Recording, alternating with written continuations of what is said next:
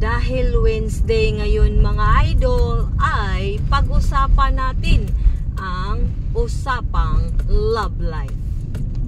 Oo, ang pagmamahal sa isang karelasyon, partner, asawa, girlfriend, boyfriend ay katulad na din ng ating pagdadrive.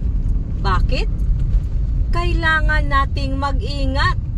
Oo, kasi buhay ang dinadala natin habang nagdadrive tayo. Katulad na din ng isang relasyon. Buhay at puso ang nakataya. Kasi alam naman natin na minsan yung iba ay hindi nila makayanan ang paghandle, ang pagdadala ng isang relasyon. Lalong-lalo na kung may mga problemang dumating pagsubok sa ating relasyon. Kaya katulad ng pagdadrive, marami din tayong pagsubok na madadaanan sa kalsada. Back sa ating topic na pagmamahal, relasyon, gugma, ay kailangan tayong mag-ingat.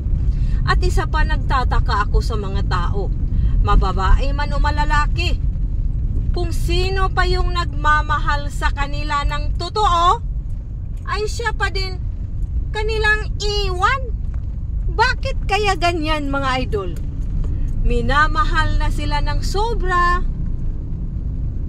gi-care. Oo, may marami dyan, mababae o lalaki, na sobra kong magmahal. Oo, magsusumikap sa pangkabuhayan. Pero bakit ipinagpalit pa din sila sa ibang babae or lalaki? Bakit kaya mga idol? Yan ang tanong na hanggang ngayon, matanda na nga ako, hindi ko pa alam kung ano ba talaga ang tamang sagot.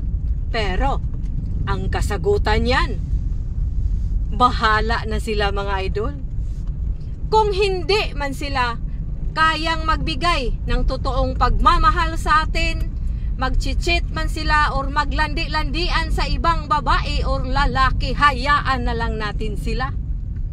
Sila naman ang may kawalan, hindi tayo.